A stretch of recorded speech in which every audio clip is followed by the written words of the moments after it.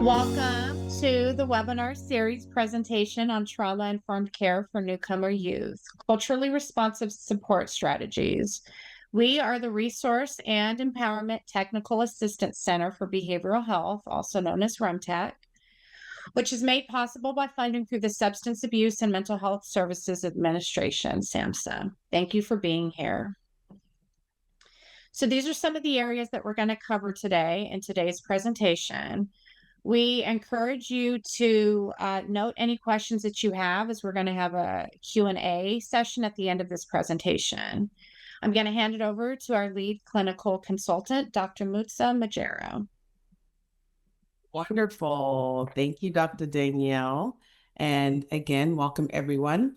My name is Dr. Mutsa Majero, and I'm the lead clinical consultant on the RIM-TAC team.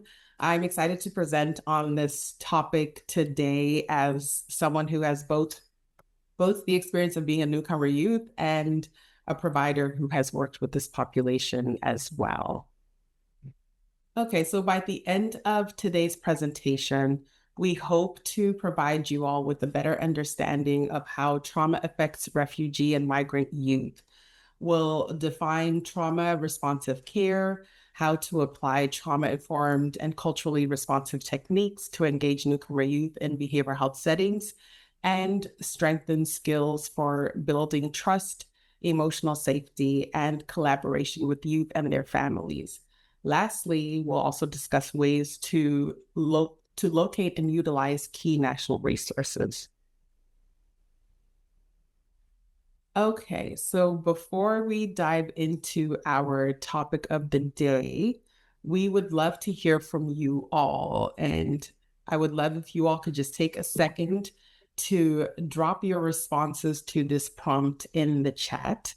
Could you all identify something that makes you feel psychologically safe when interacting with new people? Okay, well, as we move throughout this presentation, there's going to be many opportunities for you all to engage in the chat. So I encourage you to do so all throughout the presentation. I do see a comment in the chat that says taking deep breaths and knowing that I can step away if I feel uncomfortable. That's excellent. A smile also helps. That's excellent. Perfect. Thank you all for sharing. So before we dive into strategies, I want to take a moment to ground us in why this topic matters. When we talk about newcomer youth, we're referring to young people who have recently arrived in the U.S., often through migration or forced displacement. This includes refugee youth, asylum seekers, and other immigrant youth.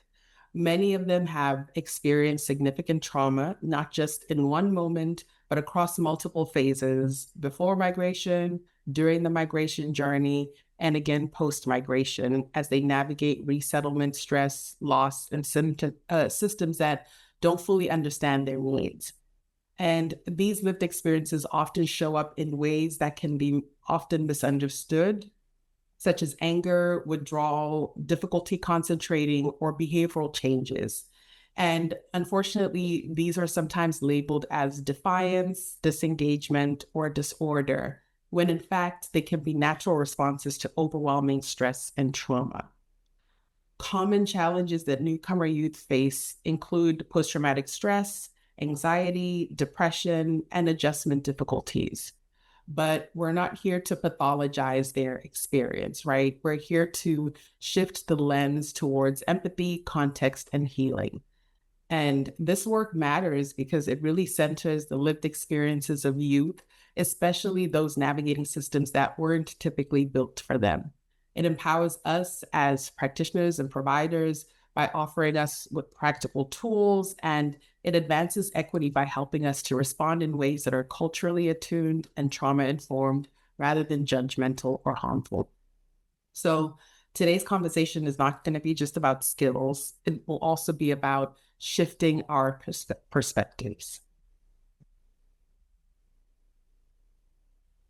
When we talk about trauma in newcomer youth, it's important to understand that it's rarely a single event.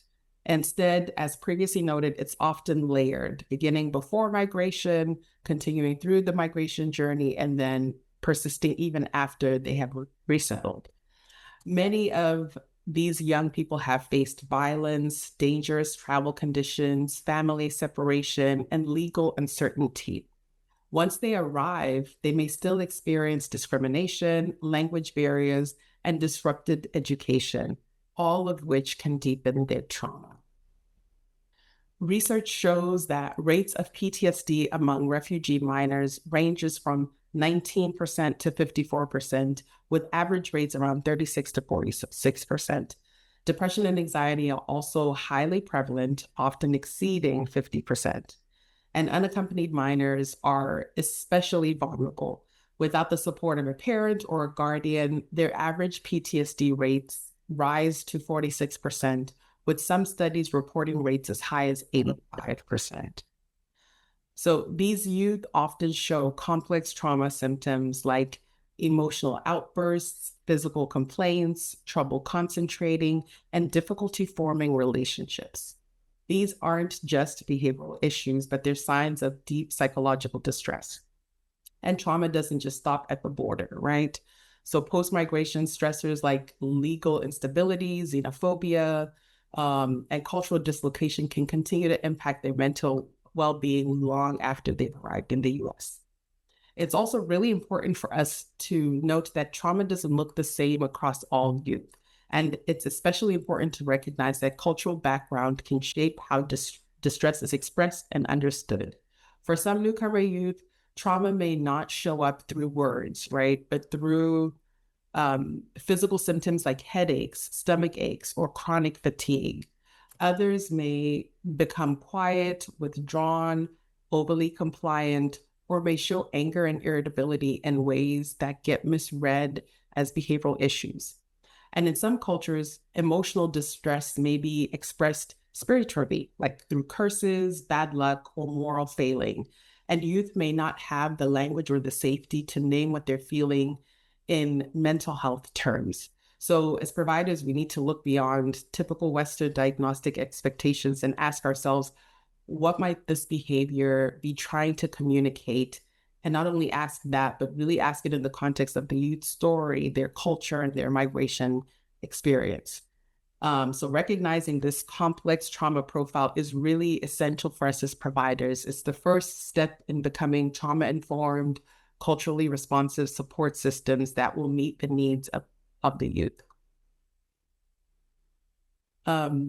Again, I would love to hear from you all in the chat. So if you could please drop your responses to this prompt that asks, what are some of the challenges that you all have observed in the newcomer youth that you have served? We're perfect. We got some responses. So withdrawal, yes. Not trusting your role as a mental health provider. They don't want to be labeled as crazy. That is very important. Behavioral issues, being pathologized, misunderstood, yes. A deep desire to take care of their families by working instead of focusing on just being a kid, that is very, very real. Having to step up and be like a translator for their parents or interpreter, that's a lot of work. And also not trusting, yes. Okay, perfect. Please continue to add your responses to the chat. So when we talk about trauma-informed care, it's important to ground ourselves in a shared framework, right? So SAMHSA offers a helpful foundation that's known as the 4 R's of trauma-informed care, and they really guide how we think about trauma in service settings. So the first R is realize. So that refers to realizing the widespread impact of trauma and understanding potential paths for recovery. So for refugee and migrant youth, trauma isn't just about one isolated event. It may be layered across war, separation, migration stress, and discrimination. The second R, recognize. That refers to recognizing the signs and symptoms of trauma, not just in the youth themselves, but also in their families and staff members and in systems as a whole.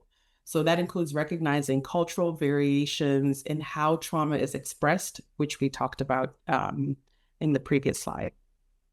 Third is respond. So how do we integrate all of this understanding into policies, practices, and interactions? This is where really you kind of shift from knowing about trauma to acting in trauma-informed ways. And finally, resisting re-traumatization. So this is about being mindful of how our systems, questions, or environments might unintentionally recreate fear, shame, or helplessness for youth. Now, these 4 Rs are supported by 6 key principles of trauma-informed care, which serve as a compass really for our work. In terms of safety, youth need to feel physically and emotionally safe in our presence, especially if they've been through instability. Trustworthiness and transparency, it's important to be clear about what we're doing and why, and this can help to build trust, especially from families who've experienced broken systems. Connecting youth with peers who have shared experiences can really promote healing and reduce isolation. And in terms of collaboration and mutuality, so it's not about fixing someone, right? It's about working alongside them, honoring their agency, or honoring their ability to speak up for themselves, which also ties into the next one, which is empowerment, voice, and choice. So every interaction should help youth to feel seen, heard, and have some sort of sense of control in terms of what's going on in their lives. Even small choices that you can provide them can help to restore a sense of power. And the last one, cultural, historical, and gender awareness, means recognizing how cultural identity, migration, history, racism, and discrimination intersect with trauma and recovery. So altogether, these principles remind us that trauma-informed care is not just a set of techniques. It's an actual way of being as providers. It's a lens that we can use to ensure that the spaces and the relationships that we create are healing and not harming. So in terms of cultural responsiveness, it's more than just awareness. It's about action. So it means meeting youth and their families where they are with curiosity, humility, and a willingness to adapt. And really at the heart of this is building authentic relationships, taking time to earn trust rather than expecting it. And this requires practicing cultural humility, which means acknowledging that we don't know everything. And it's important for us to ask respectful questions and recognize the power dynamics that might be present between you as a provider and the youth.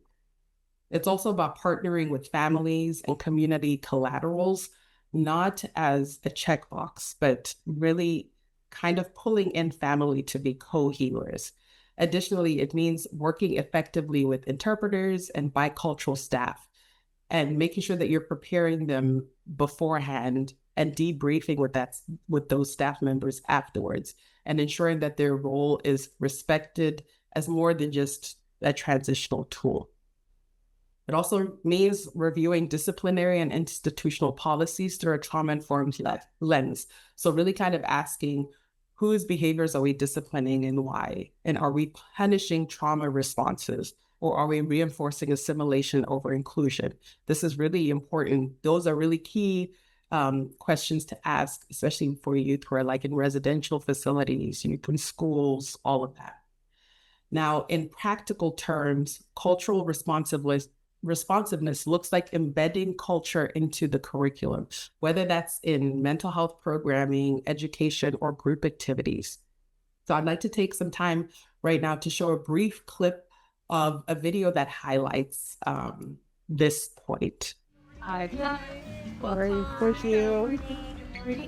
Since Julie Mann and Kim Allen met 12 years ago at a Facing History teacher training, students from Newcomers and St. Luke's have collaborated annually on projects that center on human rights. We started matching students, and every year it starts with letter writing. So my students write letters about themselves, and we start writing back and forth. Today, the buddies are meeting face-to-face for the first time. In this year's project, called Building Bridges, Newcomer students will share their personal immigration stories, and the St. Luke students will interview them about their lives and turn their findings into research papers. We include our story as immigrants, what difficulties we have faced, what difficulties we had to pass through when we first came here, and what's our condition now. What was coming to America like? It was full of excitement, and I knew that our life is gonna be far more better than before because we have more opportunities here than living in Nepal. Was it hard to adapt to America? Yeah, that was hard because like it's not the same food, it's not the same language, it's not the same like friends and in school because you need to start like a new life again. So, did you feel ashamed to be an immigrant? Not really, but I feel ashamed to tell my story or how I came here in the United States, because we came here in the United States because of the civil war in Congo. And part of that, as a result of the civil war, my father was a victim of that. That's kind of, anytime I think of that, it makes me kind of hate, those what they did to my father. My buddy's name is Owen. He's an amazing kid. I spoke to my buddy. I said, "Living was like, I love your story, and if you mind, I can use your story to tell people." I was like, "Go ahead." That's what I wanted. I wanted to publish it so people can see that these people came to the United States because of something. Julie's students, like the larger immigrant population, are struggling with the perception that their presence in this country is a threat and that their differences make them dangerous.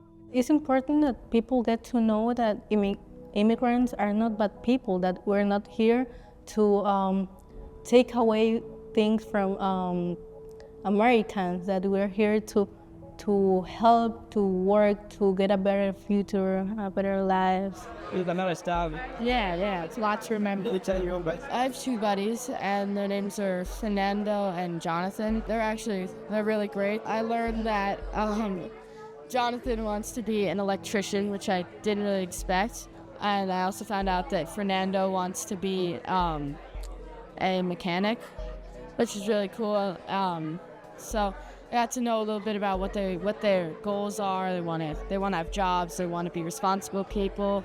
I think for the students at St. Luke's who have had little experience with new immigrants to the United States, they might have one idea of who they are. And they can read about it and they can learn about immigration, but unless they become intimate friends with a person who's an immigrant and really understand what that struggle is about, it's hard for them to know what that means. And so the further back Kim and I can step, the more real that relationship is going to be. I didn't know that there was a war in Congo, and their life seemed so difficult, and they just wanted to come here for a better life, and I didn't have to deal with that, so it was really interesting to get to know their immigration story. It's really hard enough as it is to even get here, and that by giving them an even harder time, it's not doing anyone a favor. I really enjoyed that video and seeing that, because I feel like it really drives home the point of the importance of peer support. And when we do this work well as providers, culture becomes a bridge, not a barrier, and youth feel seen, not in spite of who they are, but because of it. And you can see that very clearly in the videos, that as these newcomer youth share their stories, they feel empowered by having their peers hear from them and relate. So those are some excellent strategies when it relate to cultural responsiveness and actually putting that into practice. And when working with refugee and migrant youth, engagement really needs to be intentional, inclusive, and developmentally attuned. So trauma-informed care means meeting youth not only where they are emotionally, but also culturally and socially. And as we just saw in that video, a powerful strategy is creating peer mentoring and buddy systems, especially in schools or community programs. So having a trusted peer, ideally someone who shares a similar background or experience, but they don't have to, but that can really help to reduce isolation and build safety for youth. Similarly, offering opportunities for youth leadership and empowerment, like having youth lead a discussion group or co-create an event, that can help them feel valued and capable. For many newcomer youth, especially those who have difficulty verbalizing their stories or feelings, creative and arts-based outlets like drawing, music, dance, or storytelling can be safer and more expressive tools than traditional talk therapy. These methods also allow us to honor culture in a nonverbal way. We also want to consider the physical and emotional environment. So think about in classrooms, spatial inclusivity matters, rethinking the physical classroom space to encourage relational seating, such as U-shapes. It signals inclusivity and it breaks down traditional hierarchies, reinforcing that each voice in that room and in that space matters. We can also make the space feel like home, which can cultivate a sense of safety. So think in terms of like what languages are visible all throughout the classroom or some of your spaces and your programs or your offices. Are they symbols of different cultures, gender identities, or family structures? Even some of these like just really small visual cues can signal to someone that they belong in that space. Family inclusive dialogue is also important. So that doesn't always mean inviting families into every session, but it does mean respecting their role, checking in with them when appropriate, and helping youth navigate that bridge between their cultural home and then their new settings. All right, another point of engagement where we would love to hear from you all is what trauma-informed or culturally responsive strategies stand out to you the most?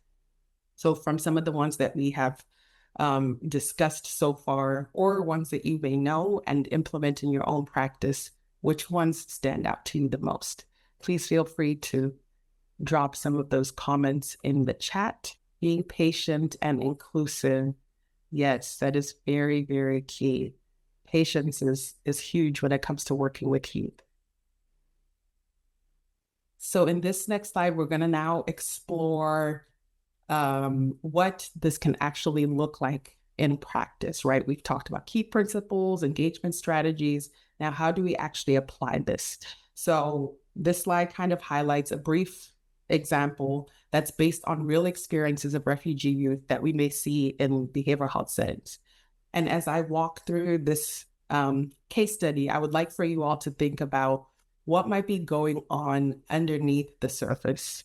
How might you approach this situation in a trauma-informed and culturally responsive way? So feel free to drop your thoughts in the chat as we go.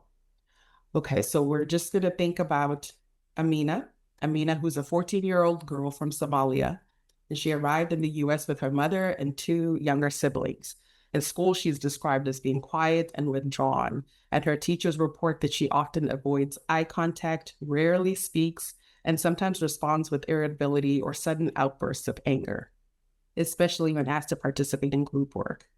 Amina was referred to you as a provider after an incident where she slammed a classroom door and refused to return for the rest of the day. So during her intake session with you, she avoids speaking and gives minimal answers. Her mother expresses concern about her bad behavior and and actually fears that she's becoming disrespectful, which is unacceptable in their culture. So again, thinking from your provider lens, if Amina were your client, how might you begin to approach this situation? What are some thoughts that come to mind? Supporting peer engagement, implementing cultural humility. Yes, I'm going to provide some strategies for you all, but please feel free to drop in the chat if you have any experience and practice with any of these or have anything to add in addition to what we may discuss. So we're going to kind of walk through how we might respond using a trauma-informed and culturally responsive approach, right? So first, we may start with safety. Actually, we always start with safety first, and that means both, emotional, physical, and relational safety. So with a youth like Amina, that might mean making sure the space itself feels calm and non-threatening. So don't push for eye contact or verbal disclosure right away. Safety is about, also is really about predictability. So explaining who you are, what will happen in the session, and making sure she has some choice throughout the process of treatment is going to be essential. Next, we think about cultural framing and family context. So Amina's mother described her as disrespectful, which might sound harsh, but in many cultures, a child showing irritability or silence towards adults goes deeply against family values. So instead of correcting or dismissing that concern, we can validate her mother's experience and help reframe Amina's behavior through a trauma lens. So, for example, you might say, what you're describing makes sense. And sometimes youth who have been through big changes or stress show pain in this way. It's not about disrespect, but it could be about feeling overwhelmed or sadness. This type of a statement can help keep the caregiver, or in this case, Amina's mom, engaged without placing blame. Then we think about regulating and pacing the environment. So Amina may not feel ready to talk right away, and that's okay. Using grounding activities or nonverbal expression tools like drawing or a feelings thermometer could be helpful. Sessions might be slow at first, and that's intentional because trust is earned. So similar to what I'm seeing in the chat, talking to her and leveling with her first is important, asking her what's going on, building rapport by providing a safe space in her initial session, all great points. So as we begin to build trust, we want to focus on identity and empowerment. You might ask her, what do you want me to know about who you are, right? Or invite her to bring in music or stories from her culture. Those small moments can help her reconnect with her strengths and shift the dynamic from that piece of like fixing, wanting to fix her behavior, to a more collaborative approach. We can also incorporate skills and grounding techniques. So Amina might benefit from a few simple tools that she can use both in school or at home, like deep breathing, tapping, or tracing her hand while breathing in and out. These small practices can help give her a sense of control, which is often lost during traumatic experiences. And also involving her in choosing which tool she likes or which tool she'd like to implement gives her voice and agency. Lastly, we reframe behaviors through a trauma-informed lens. So we don't label her anger or withdrawal as resistance or defiance. Instead, we see them as protective responses, maybe to past harm, maybe to the stress of adjusting to a new country, and maybe even just because she doesn't feel safe to open up yet, which again is okay. So that's really the heart of this approach, is seeing beyond the behavior and asking, what is the behavior trying to tell us? Then responding in a way that builds trust, restores dignity, and ultimately promotes healing. Now, when working with newcomer youth, engaging their families is not just something that's helpful, it's essential. These families often bring a lot of love and resilience and protective values to the table, right? So a trauma-informed and culturally responsive approach begins by acknowledging a family's strengths, roles, and values and honoring them as part of the healing process. It's important to frame mental health in culturally respectful language, so avoiding clinical jargon and instead speaking in ways that feel accessible and relevant. So for example, we might talk about stress, adjustment, or emotional balance rather than talking about diagnoses, especially in communities where mental health stigma exists, which we know is pretty common in refugee and migrant populations. Building trust also means being transparent and consistent in our communication. So caregivers and family members are more likely to engage when they feel informed and respected and not judged. We also want to normalize the stress of parenting during resettlement, reminding families that it's okay to feel overwhelmed and that they're not alone in this experience. Many caregivers are navigating unfamiliar systems, language barriers, financial strain, and grief, all while trying to protect and nurture their children. It's important to remind families that these challenges are not a sign of failure, but a real reflection of layered stress. When we validate that experience and name it as common and understandable, families often begin to feel more seen and more open and more supported. We involve caregivers or family members as active partners in care. So inviting them to co-create strategies that reflect their family structure and values. And when interpretation is needed, we offer it with dignity and choice, making sure that families feel empowered and not singled out. Ultimately, this is, again, it's all about collaboration and really viewing family members not as barriers, but as allies in how to support the youth that you may be working with, their healing, their identity, and their growth overall. Now, as we all know, as providers, supporting newcomer youth and families can be deeply meaningful and also emotionally taxing. That's why it's essential for providers to maintain professional boundaries, not as a sign of distance, but as a way to sustain the work and model healthy limits. So implementing boundaries can look like limiting your caseloads or really kind of being strict with only working within your working hours, right? So like not taking work home with you so that you can rest and feel restored. We encourage providers to regularly access supervision, consultation, and peer network supports. And these connections help process the emotional weight of the work and reduce isolation in a safe and supportive space. At the same time, engaging in ongoing training and self-reflection helps us to stay grounded in cultural humility while expanding our awareness of our own triggers and some of our blind spots.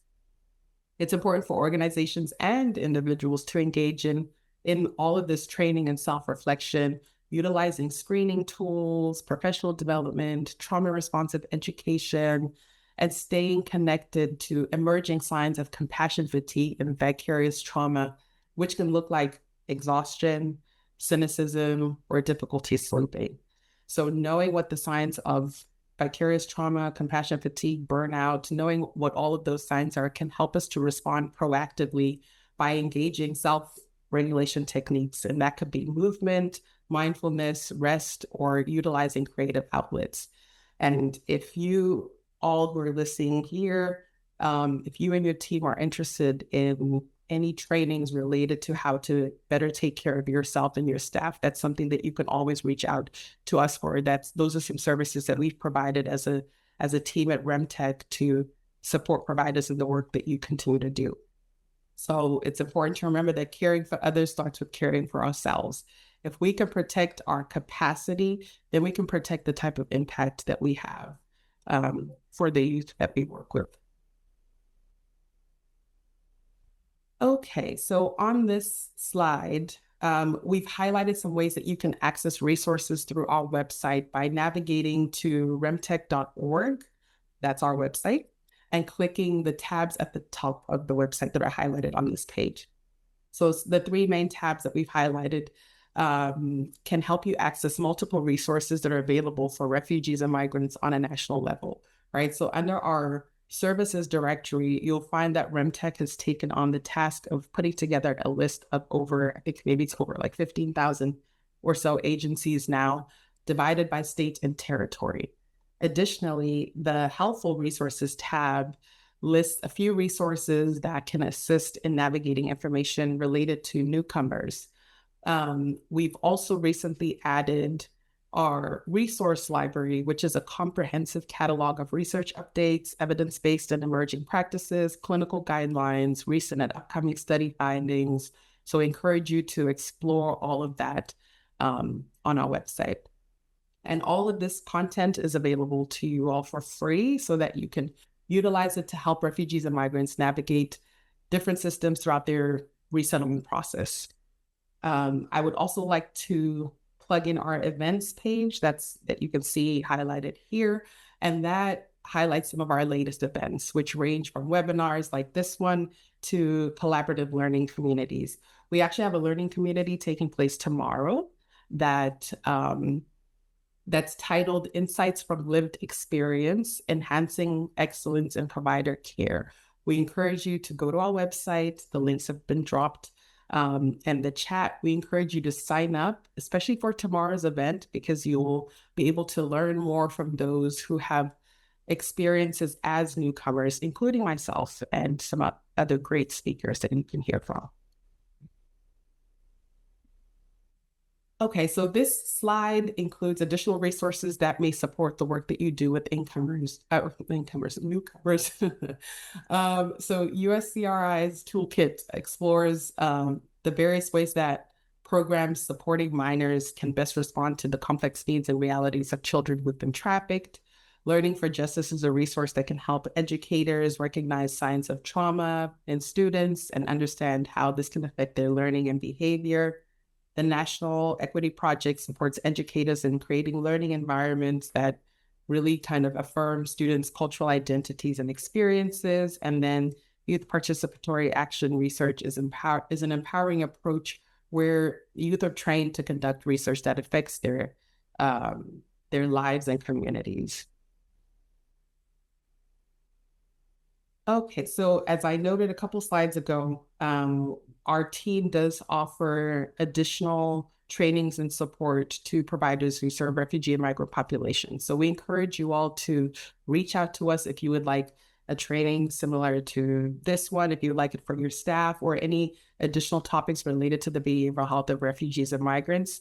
And this slide highlights how simple it is for you to reach out to us for support by just submitting a consultation and technical assistance request, also known as a CTA request.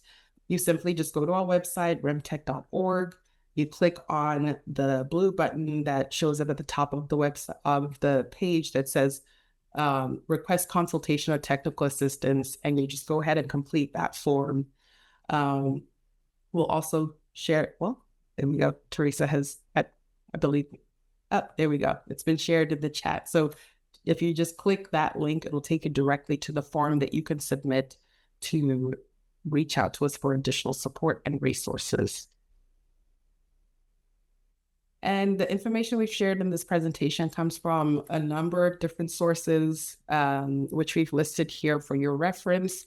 We will make this PowerPoint available to you all after this presentation, so you'll be able to access not only these references, but the resources that we discussed and shared earlier as well. Okay, I'm going to turn it back to Dr. Danielle.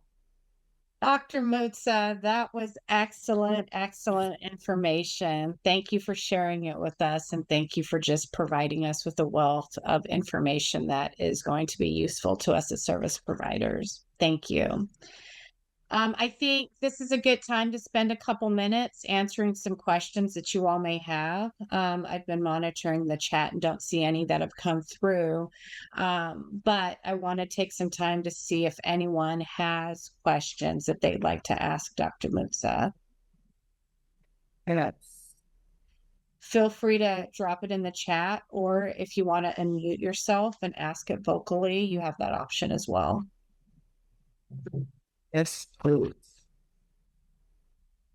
And while you all are thinking of questions that you might want to drop in the chat or ask, please take a second to scan the QR code that's popping up on the screen. That will take you to our survey. We would love to hear more about your thoughts on this presentation, any future topics you'd like for us to explore. Your feedback is really helpful in guiding us in terms of the content that we create and make available. I think I see a raised hand. Elaine? Yes, I did raise the hand. Can you all hear me? Yes. My question is, some of the families that we work with, and I really appreciate how much you explained through how to engage families. They are really fearful of the new health system or how the social systems work in the United States, including taking away their children or losing their power over their children, and they choose not to refer their children to anybody or to clinicians, or don't feel comfortable working with a counselor or anybody to support their children. So it's been really so hard for us providers to kind of talk to the families and telling them that it's okay. You can refer your kid, your student, and it's okay to, to learn more about, psychoeducation information, but they are really fearful about it, especially for newcomers who come and they get information from their friends. So I wonder if you have any idea on how to continue engage those families. Yeah, that's a really great question and great point, because there is a lot of fear related to what happens if we, come forward and start talking about things going on at home. And, that coupled with stigma of like sharing. I know I come from a culture where talking about what happens at home is not encouraged, right? But this reminds me of when I was in grad school in Chicago, and I volunteered for an organization where they used to offer kind of like I forgot what the name is, something 101, like just a general like information session for parents to kind of learn a little bit more about the health system in America. Like what does it look like to receive mental health services? What does it mean when people talk about confidential services? And doing so in like a group setting, we found to be like a little bit more helpful for parents, because talking about it one-on-one, again, there was a lot of fear, but offering it in group settings where they felt like, oh, okay, so it's not just me who's going to get this information, or it's not just me who has some of these concerns. That was helpful. Also, just kind of, it helped providing that type of information at a group setting, also kind of took away it helped reduce some of the stigma of like, oh my gosh, we're not supposed to talk about mental health or talk about some of these topics. So I don't know if it's possible in your program to do some of that, but if it's not possible to do in group settings, maybe just offering some of that just basic psychoeducation about what does it mean to seek services, what type of services would your child receive, what do confidentiality laws look like, and I know this also ties into some things related to like discipline and families worrying about, like you said, CPS being called, or will my children be taken away because of disciplinary actions that they take at home. So again, providing some of that like education of like what is seen as abuse in this country might not be seen as abuse in your home country. And just allowing families to be aware. Knowledge is really powerful. And providing it in ways that is easily accessible to them, whether it's flyers, whether it's like these information sessions, like I'm saying, whether it's one-on-one, whichever ways that you can reach them and provide that support, I think is key. Well, thank you so much. That's really helpful. You're welcome, Lily. That's such a great point. Dr. Mutsa, thank you for sharing that. I also think in providing access to information for parents, it can include speaking, getting to their level, right? And so sometimes we can be too professional or too kind of formal in our approach to education. And so I think kind of softening our language to be more layman's like for a more thorough understanding might also help. We want to just remind you that if your organization would like to reach out to us for technical assistance and/or any consultations, you can email us at remtechhelp@swkey.org, and I will drop that in the chat right now. Or you can visit our website at rimtac.org. I will also drop that in the chat. Again, as a reminder, our website offers additional educational resources such as learning modules and recordings of our learning communities, in addition to an extensive resource directory.